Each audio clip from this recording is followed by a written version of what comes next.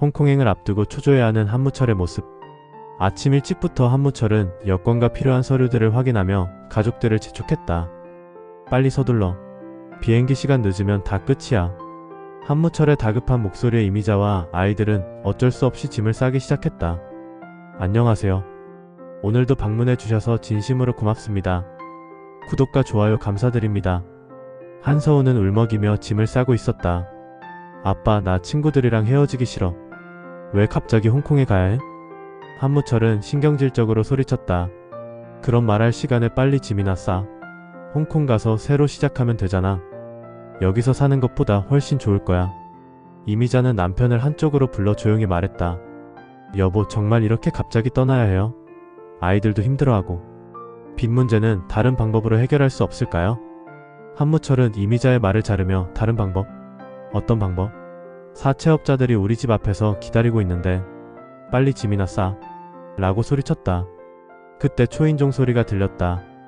무철은 창문으로 살짝 밖을 내다보더니 창백해진 얼굴로 채권자들이 왔어. 조용히 해. 아무도 문 열지 마. 라고 말했다. 초인종은 계속해서 울렸고 한무철은 식은땀을 흘리며 불안에 떨었다. 잠시 후 문 밖에서 이해숙의 목소리가 들렸다. 미자야, 집에 있니? 할 말이 있어서 왔어. 한무철은 안도의 한숨을 내쉬었지만 이미자에게 절대 문 열지 마. 우리 곧 떠난다고 말하지도 마. 라고 신신당부했다. 이미자는 남편의 말을 무시하고 문을 열었다. 무슨 일이야? 이해숙은 들어오면서 환하게 웃었다. 어머, 짐 싸고 있네? 어디가? 이미자가 대답하기 전에 한무철이 끼어들었다. 아, 그냥 친척 집에 잠깐 다녀올 거예요. 별일 아니에요. 이해숙은 주변을 둘러보며 짐이 많네요. 오래 있다 오시나 봐요? 라고 물었다.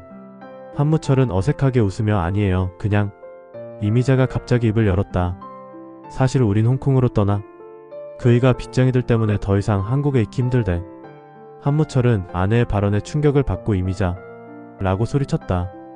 이해숙은 놀란 표정을 감추지 못했다. 홍콩? 그럼 언제 돌아와? 이미자는 고개를 저었다. 모르겠어. 아마 당분간은. 한편 김대식은 한무철에게 전화를 걸었지만 받지 않자 최규태에게 전화했다. 규태야, 한무철이 요즘 어떻게 지내? 사기범으로 몰렸다면서? 최규태는 조심스럽게 대답했다. 대식아, 무철이 상황이 많이 안 좋아. 건물 판 돈으로 어떻게 해보려 하는 것 같은데 그 돈으로는 턱없이 부족할걸. 김대식은 한숨을 쉬며 그래? 그렇게까지 됐나? 라고 말했다. 외출 후 들어오는 이해숙은 집 앞에서 한무철의 채권자들과 마주쳤다. 그들은 이해숙에게 다가와 혹시 한무철이라는 사람 아세요? 라고 물었다. 이해숙은 순간적으로 망설였지만 남편과 한무철의 갈등과 이미자에 대한 오랜 질투심이 불현듯 솟구쳤다. 그 집 식구들 어디로 가는 것 같던데. 채권자들은 서로 눈빛을 교환하며 언제요? 라고 물었다. 이해숙은 자신이 한 말의 심각성을 뒤늦게 깨달았지만 이미 말은 나가버린 후였다. 오늘 가는 것 같은데요. 채권자들은 급하게 한무철의 집으로 향했고 이해숙은 그 자리에 얼어붙었다. 내가 지금 뭘 한 거지? 한무철의 가족들이 마지막 짐을 싸고 있을 때 문을 두드리는 소리가 들렸다. 이번에는 강하고 위협적인 노크였다. 한무철은 창문으로 밖을 보더니 창백해졌다. 채권자들이다. 어떻게 알고 왔지? 이미자는 공포에 질려 어떡해요, 여보. 어떻게 된 거예요? 라고 물었다. 한무철은 급하게 가방을 들고 뒷문으로 나가자. 라고 소리쳤다. 하지만 이미 늦었다. 채권자들이 문을 부수고 들어왔다. 어디 도망갈 생각이야, 한무철? 한무철은 떨리는 목소리로 내가 곧 돈을 마련할 수 있어. 조금만 더 시간을 줘.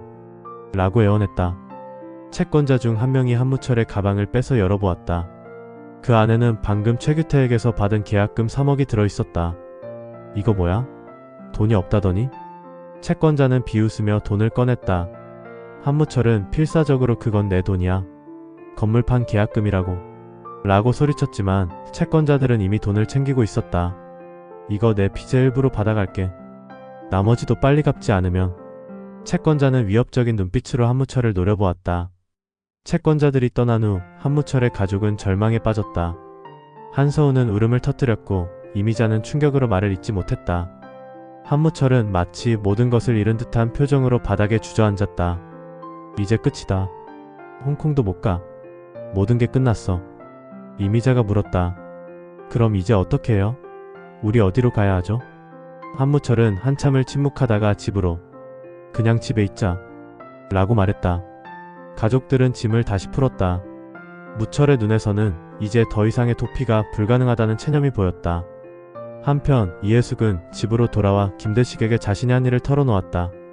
여보, 내가 큰일을 저질렀어요. 무철이네 가족이 도망간다는 사실을 채권자들에게 말해버렸어요. 김대식은 충격을 받고 뭐라고? 왜 그런 짓을 한 거야? 라고 소리쳤다. 이해숙은 눈물을 흘리며 순간 이미자가 비워서 미안해요. 라고 말했다. 김대식은 심각한 표정으로 이제 무철이는 어떻게 되는 거야? 그 돈 때문에 위험할 수도 있다고. 라며 걱정했다. 그때 김대식의 핸드폰이 울렸다. 최규태였다. 대식아, 큰일 났어. 무철이네 집에 채권자들이 몰려와서 난리야. 내가 준 계약금 3억도 다 빼앗겼대. 김대식은 더욱 불안해졌다. 뭐? 그럼 무철이는 어떻게 됐어? 최규태는 아직 모르겠어. 연락이 안 돼. 라고 대답했다. 김대식은 한참을 생각하다가 내가 가봐야겠어. 라며 무철에게 향했다. 한무철의 집 밖에는 여전히 채권자들이 기다리고 있었고 안에서는 가족들이 두려움에 떨고 있었다.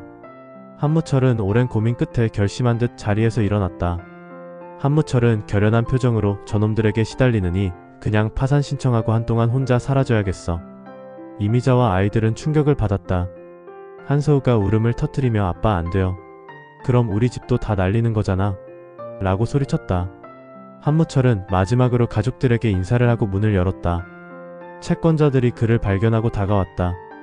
어디 갈 생각이야? 한무철은 당당하게 경찰서에 간다. 그리고 파산 신청할 거니까 이후로는 법적으로 받든지 말든지 알아서 해. 라고 말했다. 그때 김대식이 왔다. 그는 한무철을 보자 무철아. 라고 소리쳤다. 한무철은 김대식 잘 먹고 잘 살아라. 나 이제 간다.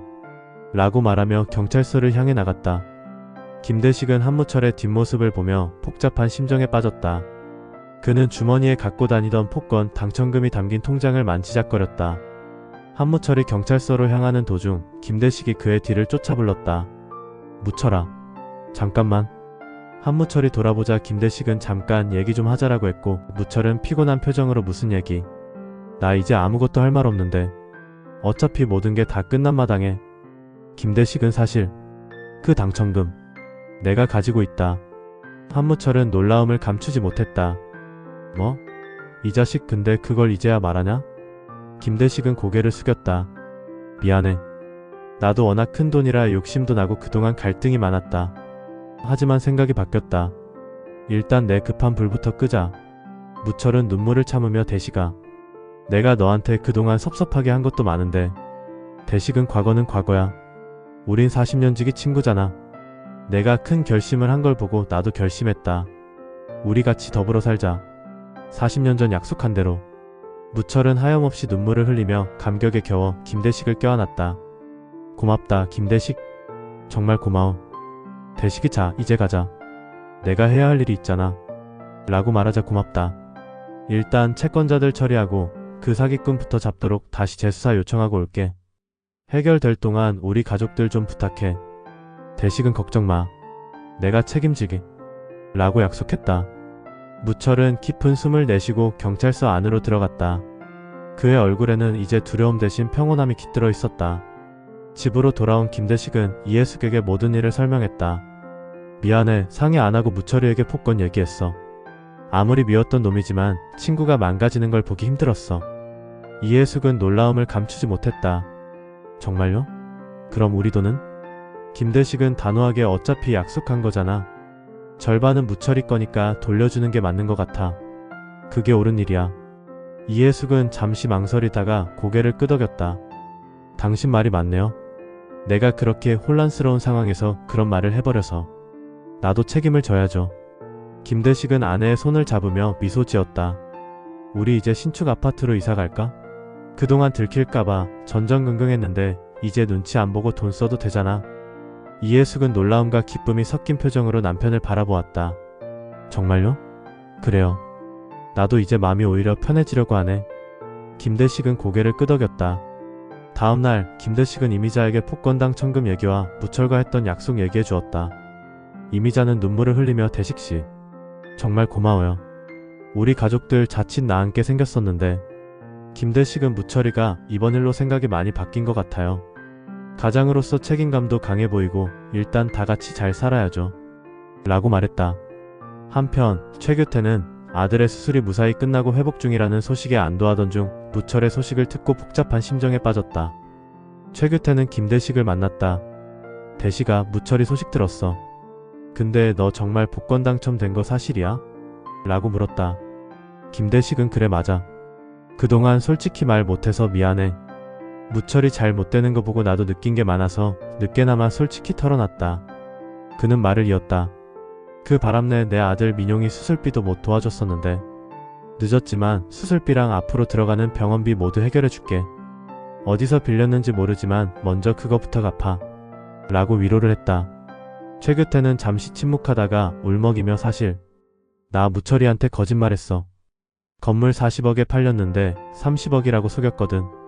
민용이 수술 다가오는데 답이 없더라고. 라고 고백했다. 김대식은 놀라워하며 그랬구나. 분명히 너 잘못한 거다. 무철이 만나서 확실하게 사과하고 돈도 모두 돌려줘라. 그게 친구다. 최규태는 그럴게.